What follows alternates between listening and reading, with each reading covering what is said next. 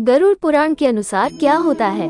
मौत के बाद मृत्यु को लेकर हर किसी के मन में सवाल होते हैं और सदियों से इंसानों ने इनके जवाब ढूंढने की कोशिश की। कई धर्म और विश्वास बने और लोग मृत्यु के बाद आत्मा के होने का जिक्र करते हैं और स्वर्ग नरक की बातें होती हैं। जब भी हमारा कोई दोस्त या घर का कोई सदस्य मरता है तो हम अक्सर यह सोचते हैं कि अभी वो कहाँ गए होंगे, या बैठे बैठे कभी याद आती है तो हम सोचते हैं क्या वो अभी भी हमारे आसपास है, हमें सुन रहे हैं, या फिर दूर आसमान में तारा बन चुके हैं, या कहीं है ही नहीं।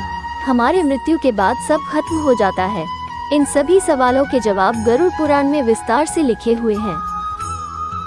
गरुड़ पुराण हिंदू धर्म के 18 प्राचीन महाकाव्य में से एक है। यह वैष्णव साहित्य का एक भाग है और भगवान विष्णु और गरुड़ के बीच मनुष्य जीवन के अर्थ को लेकर वार्तालाप के रूप में लिखा हुआ है। गरुड़ पुराण में मृत्यु के बाद जीवन, अंतिम क्रिया, कर्म और पुनर्जन्म जैसी बातों पर विस्तार से चर्चा की गई है। इसलिए हिंदू धर्म में इंसान की मृत्यु के बाद आखिरी क्रिया कर्म के समय इसका उच्चारण किया जाता है। हमने आपके लिए गरुड़ पुराण से खासकर इन्हीं सवालों के जवाब ढूंढे और इस वीडियो में बताने जा रहे हैं। इसे ठीक से समझने के लिए वीडियो अंत तक जरूर देखिए और सब्सक्राइब करना ना भूलें, क्योंकि हम ऐसे जीवन से जुड़े रहस्यों पर वीडियोस बनाते रहते हैं। जिस तरह जीवन एक सत्य है, एक प्रत्येक व्यक्ति को ये भी भली भांति पता है कि मृत्यु भी एक ऐसा सत्य है जिसे कोई जितना मर्जी झुठला दे, परंतु इसे बदला नहीं जा सकता।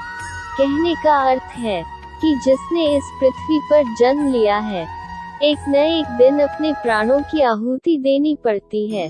इस बारे में हम में से बहुत से लोगों ने इसके बारे में अपने बड़े बुजुर्गों से कहते सुना होगा कि मृत्यु के बाद मनुष्य शरीर से आत्मा 13 दिनों तक अपने घर में रहती है। मगर ऐसा क्यों? इस बारे में क्या किसी ने सोचा है?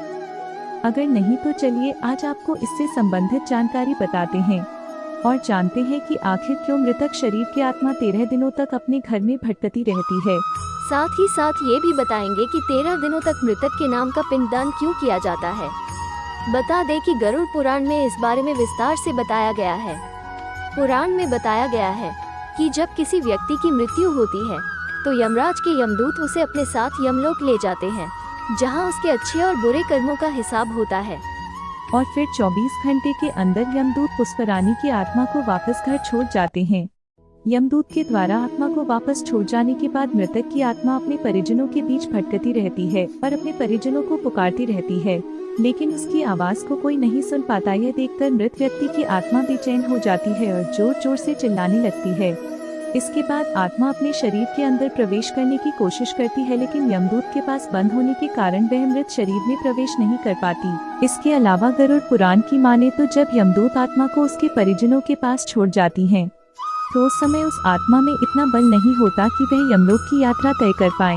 गरुड़ पुराण के अनुसार किसी भी मनुष्य की मृत्यु के बाद जो 10 दिनों तक क्रियाकर्म किया जाता है, उससे मृतक आत्मा के विभिन्न अंगों की रचना होती है और जो 11वें और 12वें दिन पिंडदान किया जाता है, उससे मृतक आत्मा रूपी शरीर का मांस और त्वचा का निर्माण होता है।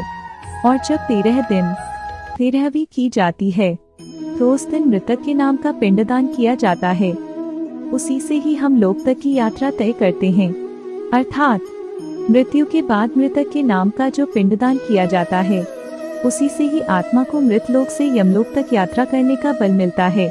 इसलिए ही गरुड़ पुराण में बताया गया है, जब किसी मनुष्य की मृत्यु हो जाती है तो उसकी आत्मा 13 दिनों तक अपने परिजनों के पास घर में भटकती रहती है और उसके बाद आत्मा मृत लोक से यमलोक की ओर निकल पड़ती है, जिसे पूरा करने के लिए उसे 12 महीने यानी कि 1 साल का वक्त लगता है। इतना ही नहीं, मान्यता के अनुसार 13 दिनों तक मृतक के नाम का किया गया पिंडदान उसके 1 वर्ष के भोजन के समान होता है। इसके अलावा बता दें, अक्सर लोगों के मन में यह सवाल भी जरूर आता है कि अगर किसी मृत व्यक्ति के नाम का पिंडदान नहीं किया गया हो तो क्या होता है। तो दोस्तों आपको बता दें कि इसका वर्णन गरुड़ पुराण में किया गया है। जी हाँ, जिस मृतक व्यक्ति का पिंडदान नहीं किया जाता, यमदूत उसे 13वें दिन जबरदस्ती घसीटते हुए यमलोक की ओर ले जाते हैं और मृतक व्यक्ति की आत्मा को इस दौरान काफी कष्ट उठाना पड़ता है। इसलिए हिंदू धर्म में मनुष्य की मृत्यु के बाद 13वें दिनों तक पिंडदान करना आवश्यक माना गया है।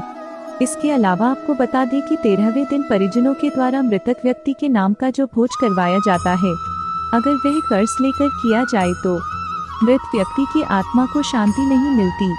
इतना ही नहीं, गरुड़ पुराण में यह भी बताया गया कि जो व्यक्ति जीवित रहते हुए अच्छे कर्म करता है, मृत्यु के बाद उसकी आत्मा को यात्रा के दौरान यमदूत कोई कष्ट नहीं देते, और जो व्यक्ति बुरे कर्म करते हैं उसकी आत्मा को यमदूत यात्रा के दौरान कोई कष्ट नहीं देता है, और जो व्यक्ति बुरे कर्म करते हैं उनकी आत्मा को कई कष्ट भोगने पड़ते हैं। दोस्तों, आशा करते हैं कि आपको मृत्यु हो जाने के बाद आत्मा कितने दिनों तक धरती पर रहती है, इसके बारे में आपको जानकारी मिल गई होगी।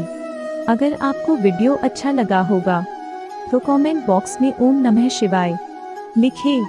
दोस्तों के साथ शेयर जरूर कीजिएगा और चैनल को सब्सक्राइब करके बेल आइकन जरूर दबाइएगा।